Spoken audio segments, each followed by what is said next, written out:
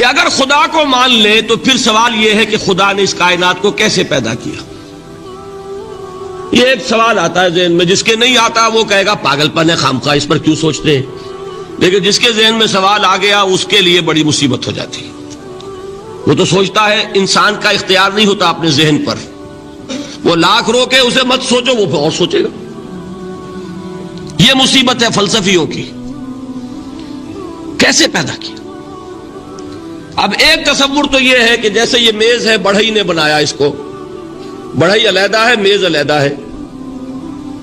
لیکن اس میں یہ بات ماننی پڑے گی کہ پہلے کوئی چیز تھی جس سے میز بنائی. لکڑی تو تھی نا، اس سے میز بنائی. لہذا ہندوؤں میں ایک عقیدہ یہ ہے کہ خدا بھی قدیم، مادہ بھی قدیم. خدا نے اس مادے سے یہ شے بنا دی، مادے سے یہ بنا دی. وہی مٹی کی تغاری ہوتی ہے، کمہار اس سے کوئی رکابی بنا دیتا ہے، کوئی وہ ہنڈیا بنا دیتا ہے، کوئی گھڑا بنا دیتا ہے. مٹی تو ہے نا پہلے. تو مادہ بھی قدیم، خدا بھی قدیم، اور مادے سے خدا نے یہ شکلیں بنا دی. ٹھیک، یہ بھی سنویت ہو گئی، توحید تو ختم ہو گئی. تو جن لوگوں کا ذہن تھا توحیدی لیکن اس مسئلے میں الجھ گئے، انہوں نے ایک اور شکل تجویز کی کہ خدا خود ہی اس شکل میں تبدیل ہو گیا. کیسے؟ جیسے برف پگھلتی ہے تو پانی بن جاتا ہے. پانی کہاں سے آیا؟ برف سے. اب کوئی پوچھے برف کہاں ہے؟ بھائی یہی پانی ہے، یہی برف ہے یا نہیں؟ اسی پانی کو آگ کے اوپر آپ نے رکھ دیا، وہ بھاپ بن گئی. اب آپ کہیں برف کہاں ہے، پانی کہاں ہے؟ یہی بھاپ جو ہے یہی در حقیقت پانی ہے، یہی بھاپ جو ہے یہی برف ہے. یہ ہے وہ ہماؤس پینتھیزم جس کو انگریزی میں کہتے ہیں، کہ خود خدا نے روپ دھار لیا اس کائنات کا. یہ دو فلسفے ہیں. کیا ہے یہ؟ بدترین شرک ہے. پہلی اگر شکل ہے تو وہ انسان خدا قرار پا گیا، جس کو اوتار مانا وہ خدا ہو گیا کہ نہیں. اور دوسری شکل میں تو ہر چیز ہی خدا ہے، یہ بھی خدا، یہ بھی خدا، پتھر بھی خدا، درخت بھی خدا، ہر چیز خدا. اس لیے کہ وہ برف پگھلی ہے تو پانی بنا ہے. وہ پانی چاہے زیر زمین آ رہا ہے، وہ پانی چاہے زمین کے اوپر دریا کی شکل میں آ رہا ہے یا زمین میں سوتے چل رہے ہیں، پانی تو وہی برف ہے جو پہاڑوں پر ہمالیہ پر پڑا ہوا ہے. وہی پگھل رہا ہے، یہ کچھ بن رہا ہے. یہ ہے شرک فی الذات کی دوسری قسم جو دنیا میں رہی، پینتھیزم اور انکارنیشن، یا حلول اور ہماؤست. سمجھ میں آگے؟ اب میں ایک بات آپ سے عرض کروں گا. اللہ کا اس امت پر بہت بڑا فضل ہے جس کا آپ کو شکر ادا کرنا چاہیے. اس نوع کے شرک سے یہ امت 15ویں صدی شروع ہو جانے کے باوجود تاحال بحیثیت مجموعی محفوظ ہے.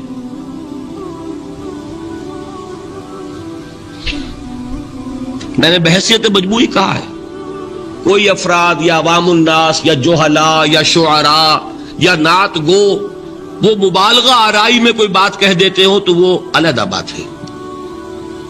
لیکن مسلمانوں میں کوئی مستند فرقہ اور اس کے جو مستند عقائد ہیں ان میں الحمدللہ آج تک ایسی کوئی چیز شامل نہیں. اس کا جب آپ تقابل کریں گے نا، آپ کا کیا خیال ہے عیسائیوں کو حضرت مسیح سے کتنی محبت تھی؟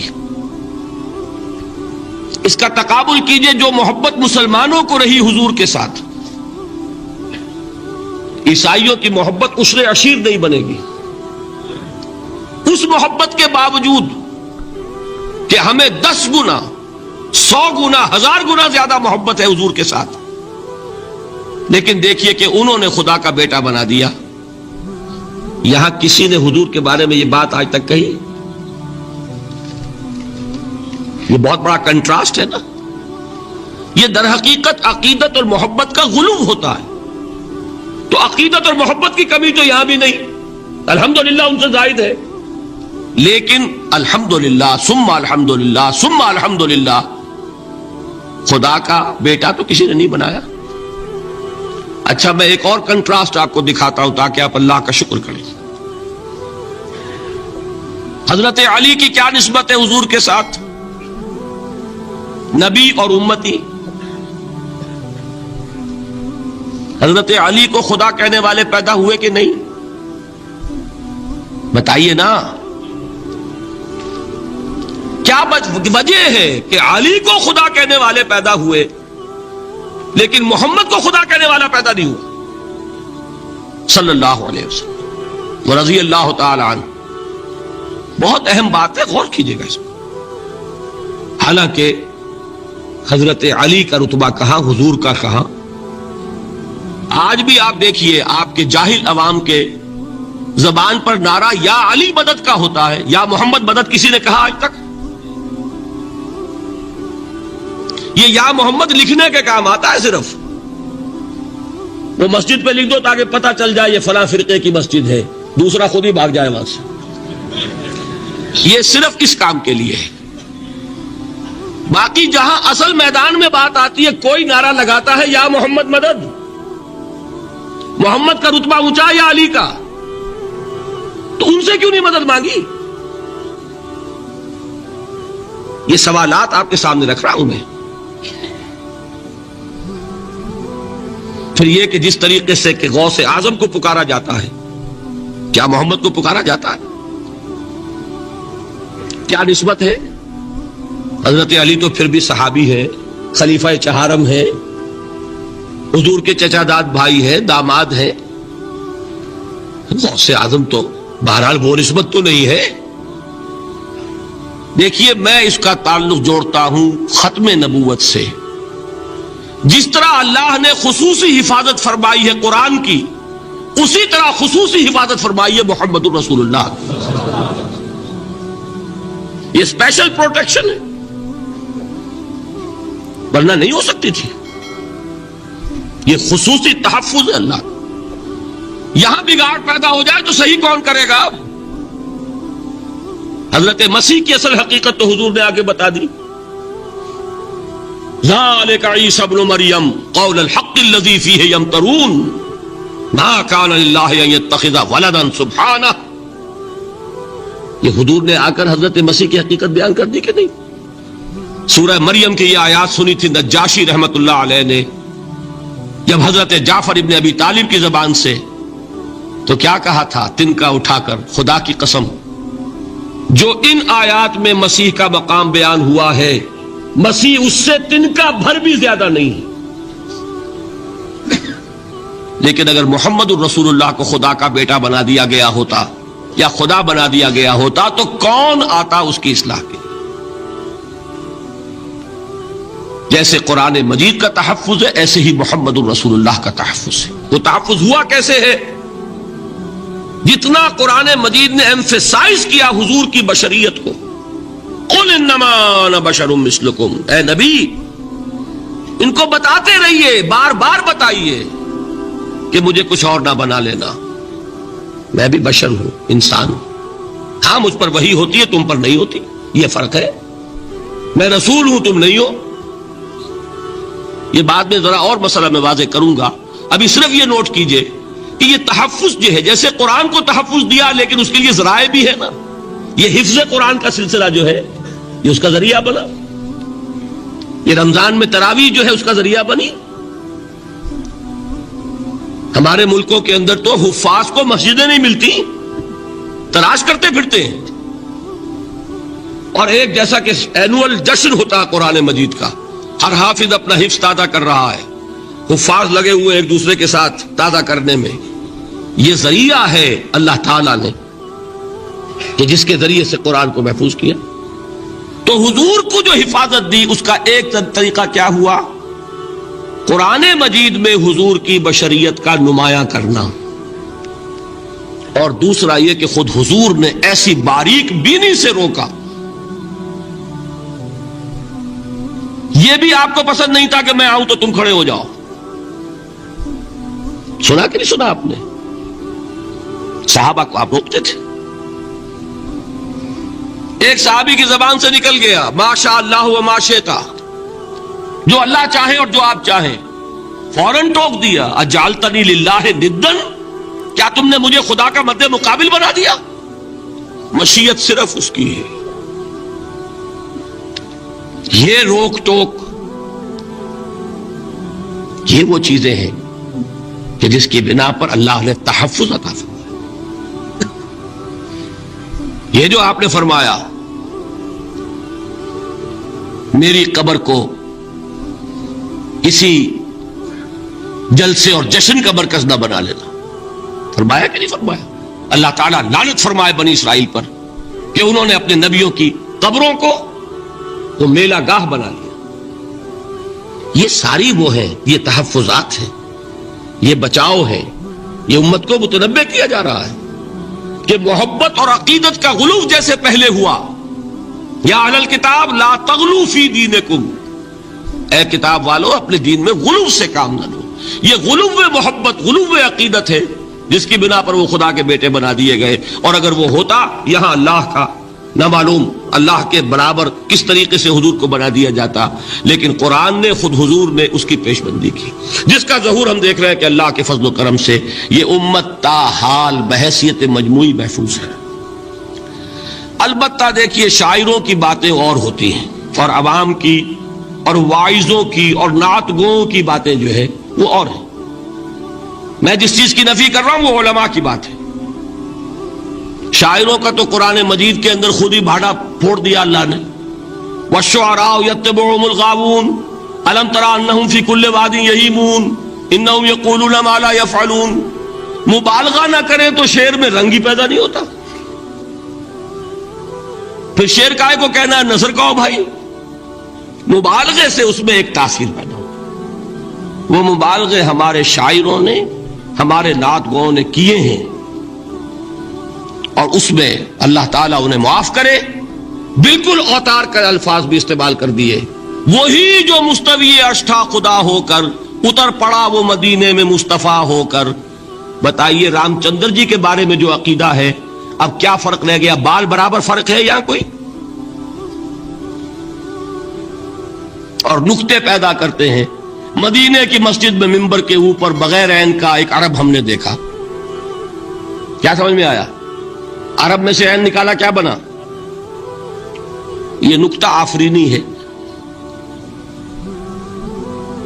اسی طریقے سے ہماری شاعری میں کچھ ہماؤست کا رنگ بھی پیدا ہو گیا۔ خود کوزاؤ، خود کوزا کرو، خود گلے کوزا، خود رند سبو کش، خود برسر آکوزا، خریدار بے آمد بشکست و رواں شد۔ وہ خود ہی کوزا ہے، خود ہی مٹی ہے جس سے کوزا بنا ہے، خود ہی کوزے کا بنانے والا ہے۔ سمجھ رہے؟ الفاظ تو بڑے پیارے ہیں، بڑے مزیدار ہیں، آدمی ایک دفعہ وجد میں آ جاتا ہے، لیکن ہے کیا وہی ہے نا کہ وہی جو برف تھا پگھل کر پانی بن گیا۔ خود کوزاؤ، خود کوزا کرو، خود گلے کوزا، خود رندے سبو کش، خود ہی اس کوزے میں شراب ڈال کے پیتا بھی ہے، خود ہی مٹی ہے، خود ہی وہ بنانے والا ہے، خود ہی کوزا ہے، خود ہی اس میں شراب ڈال کے پیتا بھی، اور خود ہی اس کوزے کو توڑ کر اپنا راستہ بھی لیتا ہے۔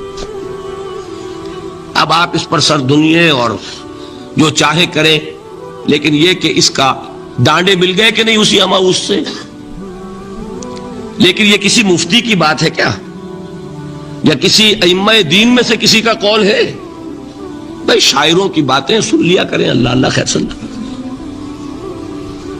ان چیزوں کا بہت زیادہ سختی کے ساتھ نوٹس بھی لینے کا کوئی فائدہ نہیں ہوتا۔ بات وہ ہونی چاہیے کہ جو علماء کہہ رہے ہیں، مستند عقائد ہو، جو ان کی کتابوں میں درج ہو، ان سے بات ہونی چاہیے۔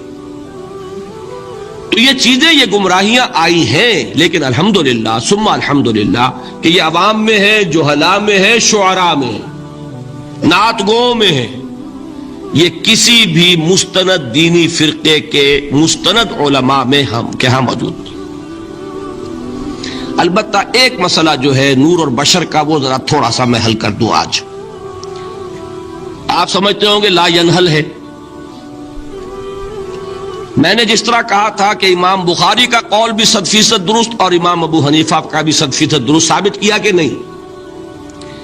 اسی طرح میں کہتا ہوں جو حضور کو بشر کہتے ہیں وہ بھی 100% درست، جو حضور کو نور کہتے ہیں وہ بھی 100% درست۔ مطلب کیا ہے؟ دیکھیے، ہر انسان کے وجود کے دو حصے ہیں، میں نے پہلے دن شاید کچھ بیان کیا تھا۔ ایک خاکی وجود، اور اینیمل بینگ جو حیوان ہے ہمارا، ایک وہ روح ربانی جو اس میں پھونکی گئی۔ آدم میں جب وہ روح پھونکی گئی تب وہ مسجود ملائک بنے۔ فَإِذَا سَوَّيْتُهُ وَنَفَخْتُ فِيهِ مِن رُوحِي فَقَعُوا لَهُ سَاجِدِينَ۔ دو جگہ آیت ہے قرآن مجید میں، ایک شوشے کے فرق کے بغیر، سورہ حجر اور سورہ صاد۔ جب میں اس کو پوری طرح تیار کر لوں اور اس میں اپنی روح میں سے پھونک دوں تو گر پڑنا اس کے سامنے سجدے میں۔ ہمارا جو خاکی وجود ہے وہ ظلمانی ہے،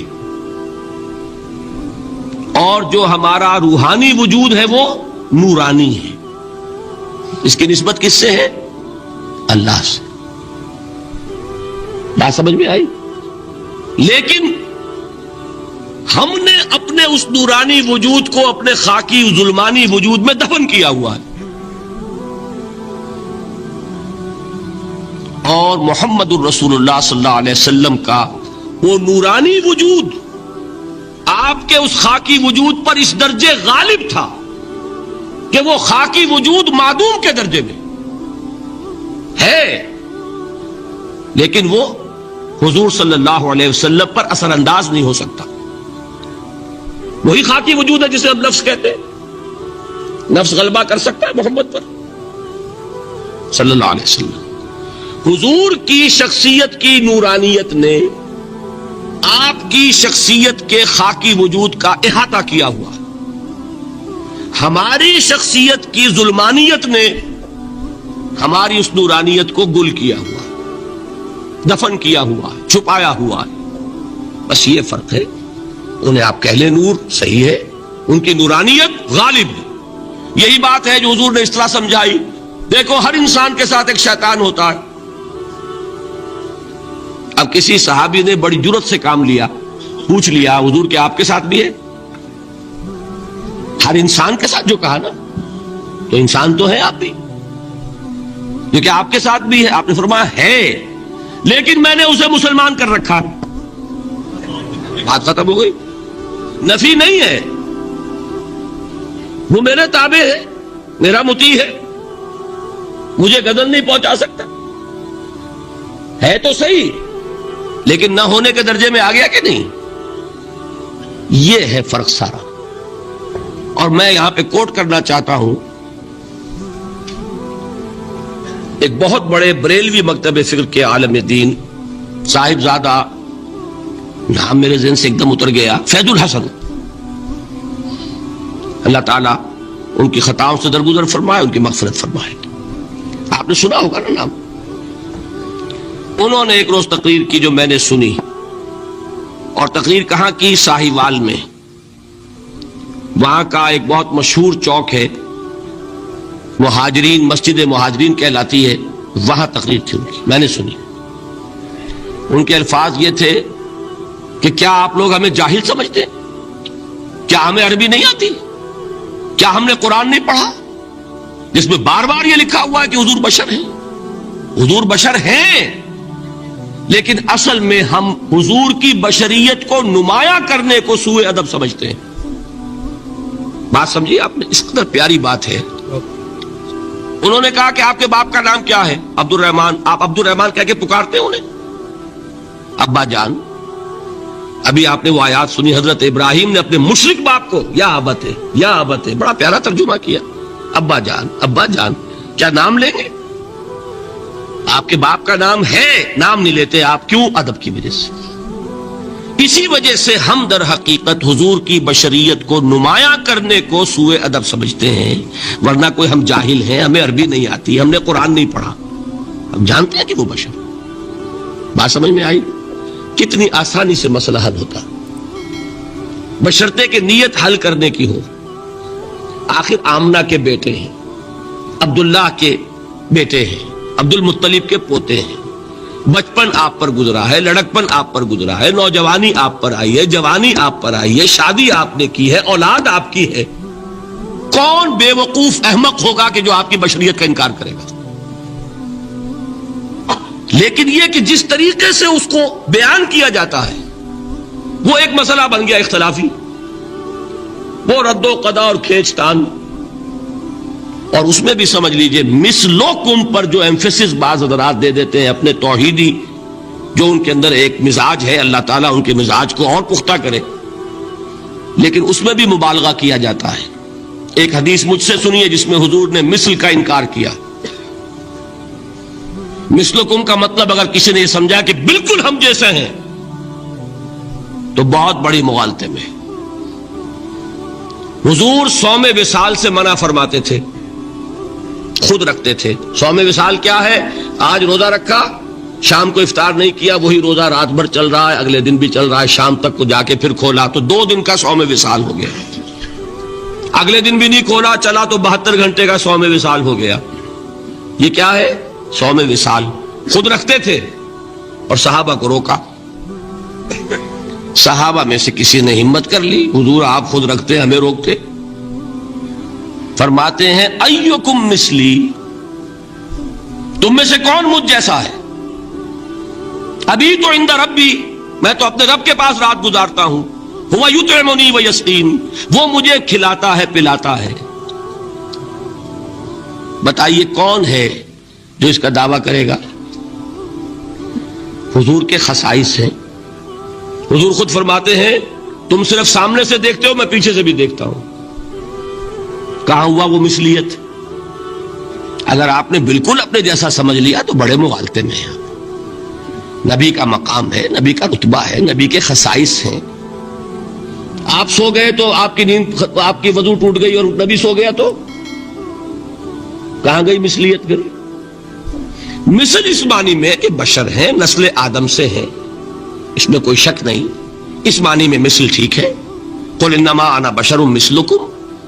لیکن ہر اعتبار سے تو نہیں. سب سے بڑا فرق یہی ہے کہ وہی آ رہی ہے، معراج پہ تشریف لے گئے ہیں، اس دنیا میں بیٹھے ہوئے بھی جنت کا مشاہدہ فرما لیتے ہیں، کرا دیا جاتا ہے.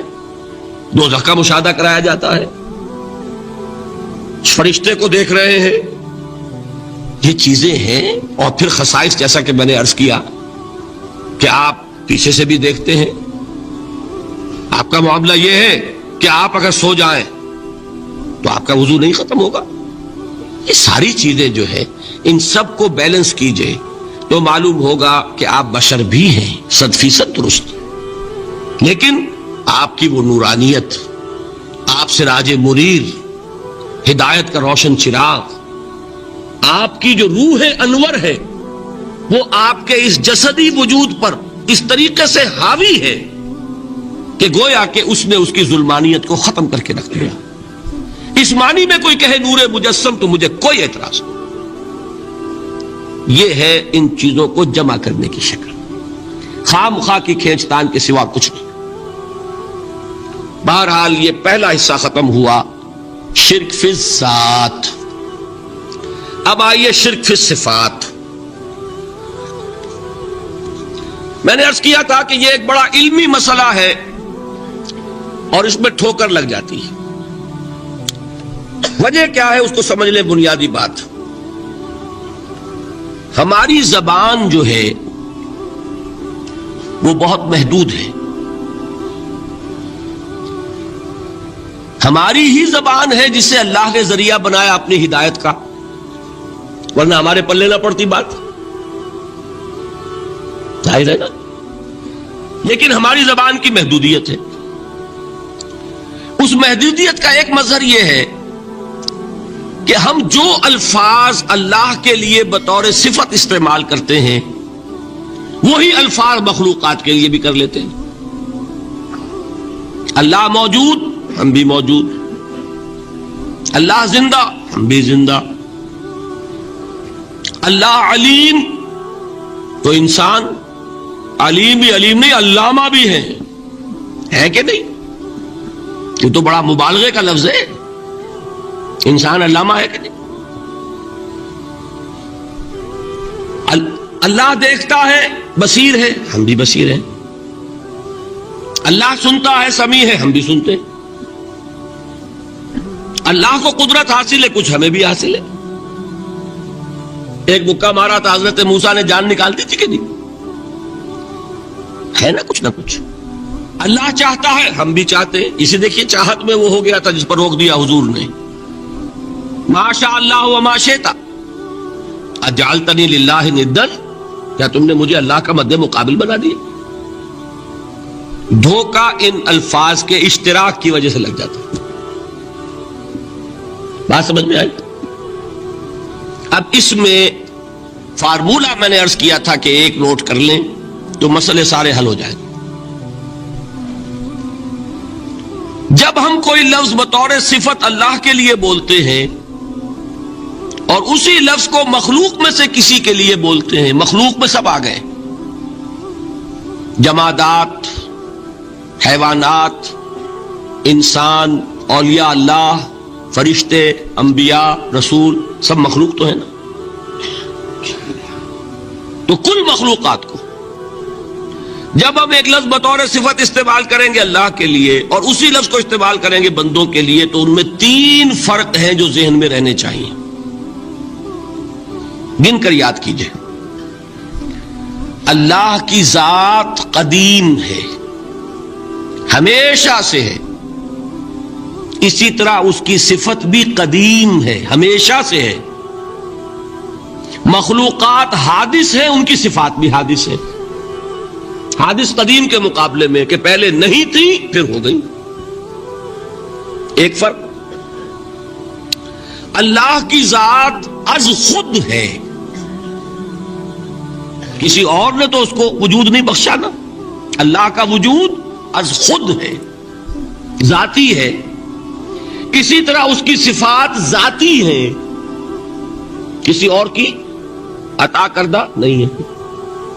مخلوق کوئی ہو کسے باشد، ان کا وجود ذاتی نہیں، عطائی ہے، اللہ نے دیا تو وجود ملا۔ اسی طرح ان کی صفات عطائی ہیں، ذاتی نہیں۔ 2 فرق ہو گئے۔ اللہ کی ذات مطلق ہے، لا محدود، اسی طرح اس کی صفات مطلق ہیں، لا محدود۔ مخلوق کی ذات محدود کسے باشد، صفت بھی محدود۔ 3 فرق ہے، ذاتی، عطائی، قدیم، حادث، لا محدود، محدود۔ 3 فرق ذہن میں رہیں تو جو صفت بھی آپ اب بولیں گے اس میں یہ تینوں باتیں ذہن میں رہیں۔ سمجھ میں آ گئی بات؟ اب اس کا اطلاق کیجئے تو یہ علم غیب کا مسئلہ حل ہو جائے گا۔ یہ بھی لا ینحل سمجھا جاتا ہے نا؟ علم کسی کا بھی ہو، انسان، فرشتہ، اولیاء، انبیاء، رسول، حضور صلی اللہ علیہ وسلم، کسی کا بھی حادث ہے، قدیم نہیں ہے، عطائی ہے، ذاتی نہیں ہے، محدود ہے، لا محدود نہیں ہے۔ 3 باتیں مان لیں، شرک نہیں ہوگا۔ ان میں سے ایک کو ساقط کر دیں، شرک ہو جائے۔ آئی بات سمجھ میں؟ اللہ کی قدرت ذاتی ہے، عطا کردہ نہیں۔ مخلوق میں جس کو قدرت حاصل ہے وہ عطائی ہے، ذاتی نہیں۔ اللہ کی قدرت لا محدود، یفعل ما یشاء فعال لما یرید علی کل شیء قدیر۔ ہم مخلوق کوئی بھی ہو اس کی قدرت محدود۔ اللہ کی قدرت جب سے وہ ہے ہمیشہ سے ہے، ہمیشہ سے قدرت بھی ہے، اور مخلوق میں سے قدرت یہ حادث ہے۔ تینوں چیزیں سامنے رہیں، شرک نہیں ہوگا۔ ایک چیز کی بھی کمی ہو گئی، شرک ہو جائے۔ یہ ساری صفات پر لے آئیے۔ اللہ کی حیات ذاتی، ہماری عطائی، لائی حیات آئے، قضا لے چلی چلے، اپنے بس میں نہ آنا تھا نہ جانا ہے۔ زندگی اس کی عطا کردہ ہے، جب چاہے لے لے۔ اللہ کی حیات بھی ایسی ہے کیا؟ ذاتی الحی. ہماری حیات محدود، ویسے بھی محدود، موت آئے گی شاید ختم ہو جائے. چلیے موت ختم نہیں کرتی، ہم سمجھتے ہیں کہ وہ ہماری ابدی ہے. محدود اس معنی میں تو ہے کھانے کو نہ ملے تو کمزوری، ذرا کام کیا تو تکان، نیند بھی آ رہی ہے، اونگ بھی آ رہی ہے. اور اس کی حیات الحی القیوم لا تاخذہ سنۃ ولا نوم. حیات ذاتی ہے، لامحدود ہے اور قدیم ہے. یہاں حیات عطائی ہے اور حادث ہے اور محدود ہے، ساری صفات. اس کو ذہن میں رکھ لیجئے. تو اب دو مسئلے میں یہاں حل کر دوں. جو لوگ کہتے ہیں حضور کو علم غیب نہیں تھا اور جو کہتے ہیں تھا، بدقسمتی سے دونوں نے ڈیفینیشن علیحدہ کر لی. جو ڈیفینیشن نفی کرنے والوں نے کی ہے اس کی وجہ سے، اس کے اعتبار سے واقعتاً نہیں تھا. انہوں نے ڈیفینیشن یہ کی ہے، تعریف یہ کی ہے، وہ علم جو خود حاصل ہو جائے. اللہ کا عطا کردہ علم جو ہے وہ کہتے ہیں وہ غیب نہیں ہے. تو وہ بھی مانتے ہیں کہ ہر علم جو حضور کو حاصل ہے وہ اللہ کا عطا کردہ. میں سائی والی میں یہ سارے مرحلے میں نے طے کیے نا اپنے زمانہ طالب علمی میں. مولانا منظور احمد شاہ صاحب ہیں سائی وال میں ایک، میں ان کے پاس حاضر ہوا. میں نے کہا جی یہ مسئلہ کیا ہے علم غیب کا، مجھے ذرا سمجھائیں. انہوں نے ایک کتاب اپنی نکالی کہ دیکھیے صاحب، ہم حضور کے علم کے بارے میں یہ باتیں مانتے ہیں. حضور کا علم حادث ہے، قدیم نہیں ہے. حضور کا علم محدود ہے، لا محدود نہیں ہے. حضور کا علم عطا کردہ ہے، ذاتی نہیں. میں نے کہا یہ تین باتیں اگر آپ مان لیں تو میرا تو جھگڑا کوئی نہیں آپ سے. ہوتا کیا ہے جب آئیں گے وعظ میں، خطابت میں، تو عالم ما کان وما یکون، اب الفاظ وہ استعمال کر جائیں گے. ایک واعظ ہے، عام مقرر ہے، واہ واہ ہوتی ہی نہیں، نعرے لگتے ہی نہیں، محفل میں گرمی آتی نہیں جب تک کہ ایسے مبالغے نہ کریں. لیکن وہ چیز لکھی ہوئی ان کے ہاں ہے کہ حضور کا علم حادث ہے، قدیم نہیں ہے. حضور کا علم محدود ہے، لا محدود نہیں ہے. حضور کا علم عطائی ہے، ذاتی نہیں ہے. ان تینوں چیزوں کے بعد کوئی بڑے سے بڑا وہابی اور بڑے سے بڑا اہل حدیث بھی انکار نہیں کرتا. باقی یہ بات جان لیجئے کہ غیب اور حضور یا شہادہ یہ در حقیقت عام انسانوں کے اعتبار سے الفاظ استعمال ہوئے. جب قرآن میں کہا جاتا عالم الغیب والشہادہ، اللہ غیب اور جو ظاہر ہے یا موجود ہے سب کا جاننے والا ہے، تو مجھے بتائیے اللہ کے لیے کوئی غیب ہے؟ اللہ کے لیے کوئی شے غیب ہے؟ تو کیوں کہا جا رہا ہے عالم الغیب والشہادہ؟ وہ ہمارے اعتبار سے کہا جا رہا ہے. جو تمہارے لیے غیب ہے اللہ اس کو بھی جانتا ہے، اور جو تمہارے سامنے اللہ اسے بھی جانتا ہے. اللہ کے لیے تو کل شہادہ ہے. کسی شے کا لا یعزب عنہ مثقال ذرۃ فی السماوات والارض، آسمانوں اور زمین کا ایک ذرہ بھی اس سے غائب نہیں ہوتا. غیب کا وجود کیا اللہ کے لیے؟ تو یہ الفاظ مستعمل ہے ریلیٹو ہمارے اعتبار سے، اور ہمارے اعتبار سے جو شے غیب ہے اس میں سے ایک حصہ اللہ دیتا ہے نبی کو، تبھی تو نبی بنا. فرشتے کو دیکھا، فرشتہ ہمارے لیے غیب ہے. جنت دکھائی کہ نہیں دکھائی، ہمارے لیے غیب ہے کہ نہیں ہے. دوزخ کا مشاہدہ کرایا کہ نہیں کرایا، ہمارے لیے وہ غیب ہے کہ نہیں ہے. جو چیزیں ہمارے لیے غیب ہیں انہی کے پردے اللہ کچھ اٹھاتا ہے. کل غیب نہیں. کل غیب کا علم ہو جائے گا تو وہ شرک ہو جائے گا. کل کا لفظ جہاں آیا شرک ہوا. جب آپ کہہ رہے ہیں محدود ہے، لا محدود نہیں ہے، تو کل کا لفظ استعمال نہیں کر سکتے. لیکن غیب میں سے کچھ علم دیا گیا تبھی تو نبی بنا، ورنہ میرے اور نبی میں فرق کیا ہوا پھر؟ البتہ یہ کہ وہ غیب کا علم ہو یا حاضر کا علم ہو، سائنٹیفک نالج ہو یا وحی کا علم ہو، کوئی بھی علم ہو، آیت الکرسی کے الفاظ نوٹ کیجئے، یعلم ما فی السماوات و ما فی الارض، وہ جانتا ہے ولا یحیطون بشیء من علمہ الا بما شاء، مخلوق میں سے کوئی بھی اس کے علم میں سے احاطہ نہیں کر سکتا مگر جتنا وہ چاہے۔ اب یہ بات علیحدہ ہے کہ ہم کون ہے طے کرنے والے کہ ناپیں بیٹھ کر کے اللہ نے ابراہیم کو کتنا علم دیا، ہم ناپ سکتے ہیں؟ عیسیٰ کو کتنا دیا ہم جان سکتے ہیں؟ تو ابراہیم کا، موسیٰ کا، عیسیٰ کا نہیں ناپ سکتے تو محمد رسول اللہ کا کہاں ناپیں گے؟ یہ پاگل پن ہے، یہ ہے جو غلطی ہوتی ہے۔ ہم کون ہے طے کرنے والے؟ اللہ نے اپنے نبی کو دیا جو دیا، بات ختم۔ کل نہیں کہیں گے، کل کہا شرک ہو جائے گا، ذاتی کہا شرک ہو جائے گا۔ عطائی ہے، جو دیا اللہ نے دیا، اور کل نہیں دیا، جتنا چاہا دیا۔ ہے حادث، قدیم نہیں، تینوں چیزوں مان لیجئے تو شرک کا کوئی شائبہ نہیں ہوگا۔ باقی جہاں ایک طرف قرآن میں وہ آیات ہیں کہ اللہ کے غیب کو کوئی نہیں جانتا، ٹھیک، وہاں یہ بھی ہے کہ لا یظہر غیبہ، لا یظہر علی غیبہ الا من ارتضی بالرسول، وہ اپنے غیب پر قابو نہیں دیتا مگر اپنے رسول میں سے جس کو چاہے۔ یہ دونوں آیتیں قرآن کی ہے کہ نہیں؟ اسی لیے در حقیقت جو غیب کی نفی کرتے ہیں حضور سے، وہ کہتے ہیں کہ از خود معلوم ہونے والی شے غیب ہے۔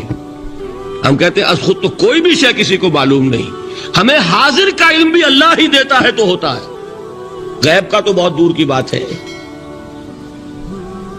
یہ مسئلے بڑے سیدھے ہیں، خام خواہ ہم نے پیچیدہ بنایا ہوا ہے۔ خدا کے لیے ان مسئلوں کو سلجھائیے اور جوڑیے، کاٹنے کی بجائے جوڑنے کی فکر کیجیے کہ بھائی یہ اپنی اپنی جگہ پر علیحدہ علیحدہ تم نے تعریفیں کر رکھی ہیں اس لیے جھگڑ رہے ہو، ورنہ دونوں باتیں صحیح ہیں۔ ایک مسئلہ ذرا اور زیادہ علمی ہے، میں ذرا پریشان ہو رہا ہوں کہ وقت زیادہ ہو رہا ہے۔ وہ مسئلہ ہے وحدت الوجود کا۔ ہمارے بہت سے صوفیہ وحدت الوجود کے قائل ہیں، اور ہمارے کچھ لوگ جو معترض ہیں وہ وحدت الوجود اور ہمہ اوست کو کنفیوز کر دیتے ہیں، ایک سمجھ لیتے ہیں۔ ہمہ اوست میں بیان کر چکا ہوں کہ بدترین شرک ہے، وحدت الوجود اور شے ہے، باریک باتیں سمجھ میں نہیں آتی عام لوگوں کے، سادہ ترین الفاظ میں آپ کو سمجھاتا ہوں۔ ایک نظریہ یہ ہے کہ اللہ ہی نے یہ روپ دھار لیا، یہ ساری چیزیں بالفعل موجود ہیں، یہ بھی ہے، یہ بھی ہے، یہ بھی ہے، اور یہ سب اللہ ہی ہے۔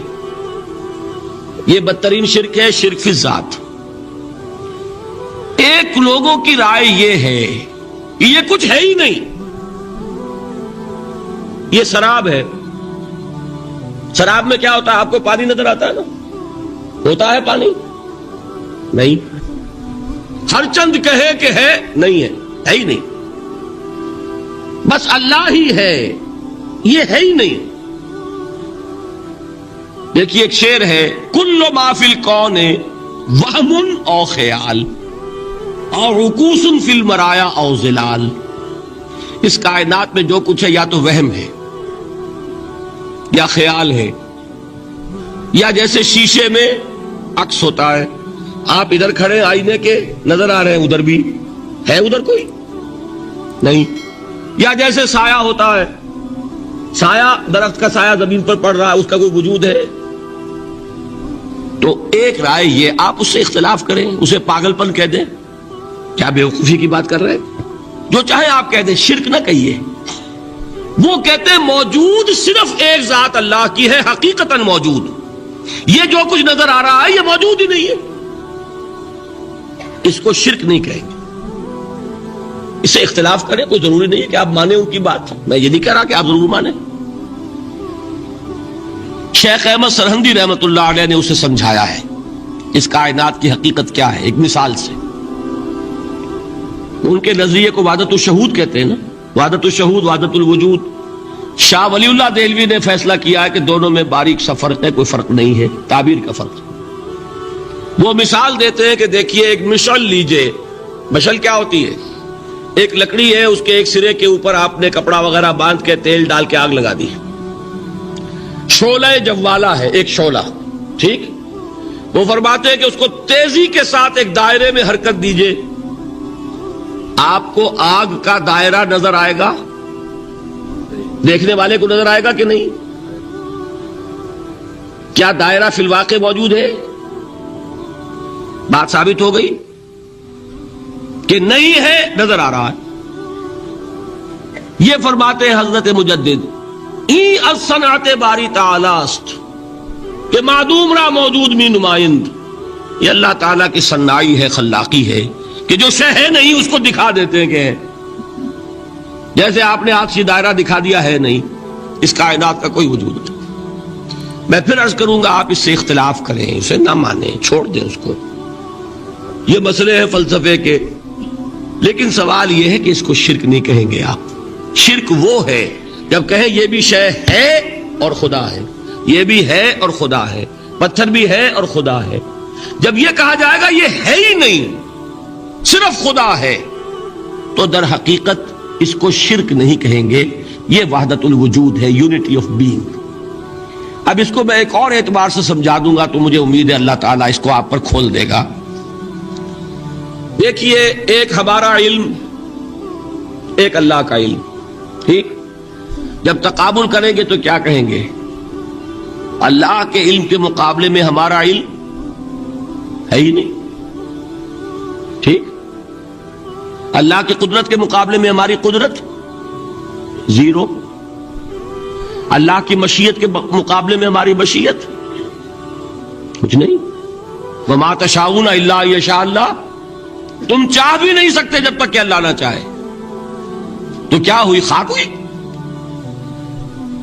یہی آتے ہیں نا جو حدیث جس میں کہ دعا استخارہ حضور نے تلقین فرمائی، اور صحابہ فرماتے ہیں کہ حضور نے ہمیں اس طرح سکھائی یہ دعا استخارہ جیسے قرآن سکھایا۔ اس میں الفاظ کیا ہیں؟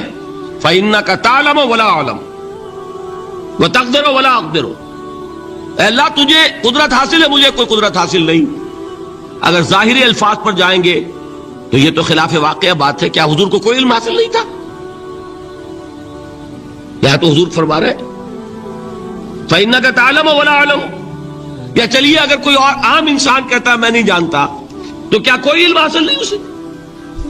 کچھ نہ کچھ علم تو ہے نا۔ لیکن اللہ کے علم کے مقابلے میں وہ نہ ہونے کے برابر ہے۔ اسی طریقے سے سمجھ لیجئے اللہ کے وجود کے مقابلے میں اس کائنات کا وجود نہیں ہے۔ بات ختم ہو گئی، مسئلہ صاف ہو گیا۔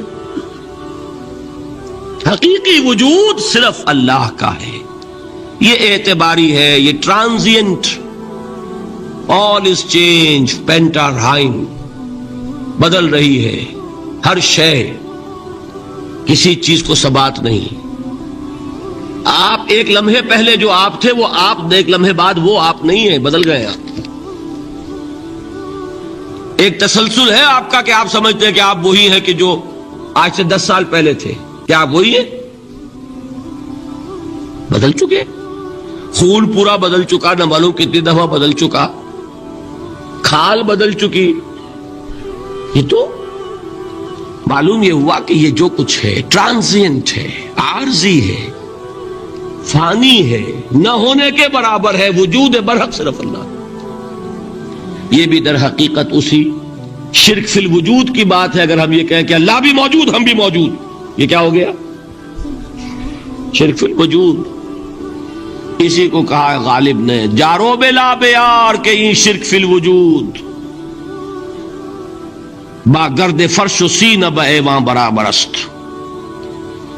اگر آپ کے گدے کے اوپر گردہ پڑ گیا ہو تو جھاڑتے ہیں نا، فرش کے اوپر گردہ ہے تو جھاڑو سے صاف کرتے ہیں۔ غالب کہتا ہے کہ اگر تمہارے دل میں یہ گردہ آ گیا ہے کہ تم بھی موجود ہو، اللہ بھی موجود ہے، تو لا کی جھاڑو سے صاف کر دو اس گردے کو، کہ یہ شرک فی الوجود ہو جائے گا۔ ہم نہیں ہیں بھائی، ہمارا کیا وجود، ہماری کوئی کیا حقیقت ہے؟ اللہ ہی ہے، بس یہ ہے اصل میں۔ پھر میں عرض کروں گا کوئی قبول کرے نہ کرے، اسے گمراہی کہے، اس کو جھوٹ کہے، اسے پاگل پن کہے، میں نہیں جھگڑوں گا۔ لیکن شرک نہیں کہہ سکتے آپ اس کو. شرک وہ ہماوست ہے، اس میں اور اس میں زمین و آسمان کا فرق. اب آئیے آخری شرک، شرک فی العبادت یا شرک فی الحقوق. اللہ کے حقوق کے لیے ایک لفظ استعمال کریں گے تو وہ کیا ہے؟ عبادت. وما خلقت الجن والانس الا لیعبدون، میں نے جنوں اور انسانوں کو پیدا ہی اس لیے کیا کہ میری عبادت کریں. اب عبادت میں شرک اگر ہوگا تو یہ شرک کی تیسری قسم ہو جائے گی. عبادت میں شرک سے مراد کیا ہے اس کو سمجھیے. یہ میں پہلے بیان کر چکا ہوں عبادت کسے کہتے ہیں. عبادت کے دو جز سمجھ لیجئے. جیسے ایک میرا یہ جسم ہے، ایک اس میں روح ہے. روح نظر نہیں آتی، نظر جسم آتا ہے، لیکن اس جسم کا سارا وجود اس روح سے ہے. چلیے روح کو چھوڑیں، جان کیا کس بلا کا نام ہے؟ کسی کو نظر آئی آج تک؟ لیکن یہ جان ہی ہے جو اس جسم کو قائم رکھے ہوئے. اسی طرح عبادت کا ایک جسم ہے، ایک جان ہے. جسم کیا ہے؟ اطاعت، اللہ کی بندگی، ہما تن بندگی، ہما وجوہ بندگی، ہما وقت بندگی، یہ تو بیان کر چکا. اور روح کیا ہے؟ محبت، اللہ کی محبت. اطاعت جبر سے کی جاتی ہے تو وہ عبادت نہیں کہلاتی. انگریز کی اطاعت ہم کرتے تھے نا، لیکن کیا عبادت کرتے تھے؟ بات سمجھ میں آئی؟ اطاعت تو کر رہے تھے، عبادت نہیں. عبادت اس اطاعت کو کہتے ہیں جو کسی ہستی کی محبت سے سرشار ہو کر ہما وقت، ہما تن، ہما وجوہ کی جائے. تو جسد ظاہری کیا ہے عبادت کا؟ اطاعت. اور روح کیا ہے؟ محبت. اب ان دونوں کے اعتبار سے شرک کیا ہے، توحید کیا ہے، اس کو سمجھ لیجئے. اور یہ ہیں وہ چیزیں جو میں نے عرض کیا تھا کہ بالکل الجبرا کے فارمولوں کی طرح کی بات ہے. اطاعت میں توحید کیا ہے کہ مطاع مطلق صرف اللہ، ٹھیک، باقی ساری اطاعتیں اللہ کی اطاعت کے تابع. نفی نہیں ہے، والدین کی اطاعت کرو، لیکن جہاں والدین حکم دیں اللہ کے حکم کے خلاف، بات ختم، اطاعت نہیں ہوگی. بیوی شوہر کی اطاعت کرے، آپ اولو الامر کی اطاعت کریں، شاگرد استاد کی اطاعت کرے، مرید پیر کی اطاعت کرے، لیکن کیا پیر کو یہ بھی حق ہے کہ اللہ کے کسی حکم کو منسوخ کر دے؟ رسول کے کسی حکم پر اپنے حکم کو ور کرے، بالا تر رکھے؟ سمجھ میں آ گیا؟ اصول کیا ہے کہ اطاعت مطلق، unconditional, unlimited obedience is due only to Allah. All the other obediences are limited by His injunctions. اس کو حضور نے کیسے بیان کیا؟ لا طاعت لمخلوق فی معصیت الخالق. مخلوق میں سے کسی کی اطاعت نہیں ہوگی جس میں خالق کی معصیت لازم آ رہی ہو. جہاں اللہ کا کوئی حکم نہیں ہے آپ میرا حکم مان لیجئے، یہ شرک نہیں ہوگا. جہاں اللہ کا حکم ہے اس کے خلاف میں حکم دوں اور آپ مان لیں تو یہ شرک ہو جائے. بات سمجھ میں آ گئی کہ نہیں؟ اب اس کو اپلائی کیجئے. ایپلیکیشن بالکل انڈیویجول لیول پر کیجئے. پہلے اللہ کا حکم کیا ہے؟ فجر کا وقت ہو گیا، نماز پڑھو. نفس کا حکم کیا ہے؟ سو. آپ نے اطاعت کی نفس کی، آپ کا مطاع کون ہوا؟ نفس. اور اللہ کی معصیت میں ہوا کہ اس کے حکم کے تابع ہوا، تو آپ کا نفس کیا بن گیا؟ آپ کا خدا، معبود. یا غلطی ہے اس میں کوئی؟ اس شرک کو پہچانیے ذرا. کون بچے گا؟ اب بات سمجھ رہے؟ اگر تو وہ فارمولہ صحیح ہے تو پھر یہ اپلائی ہو گیا. اب آپ کے اندر اتنی ہمت ہونی چاہیے, یا یہ سوچیے کہ فارمولے میں غلطی ہے, یو کین ریفر بیک, آئیے دوبارہ دیکھیے فارمولہ صحیح ہے. لا طاعت لمخلوق, میرا نفس مخلوق ہے کہ خالق ہے؟ مخلوق. میں نے اپنے نفس کی اطاعت کی اپنے خالق کی معصیت میں, تو میرا مطاع کون ہوا؟ نفس. جو مطاع ہے وہی معبود ہے, میرا معبود کون ہوا؟ نفس.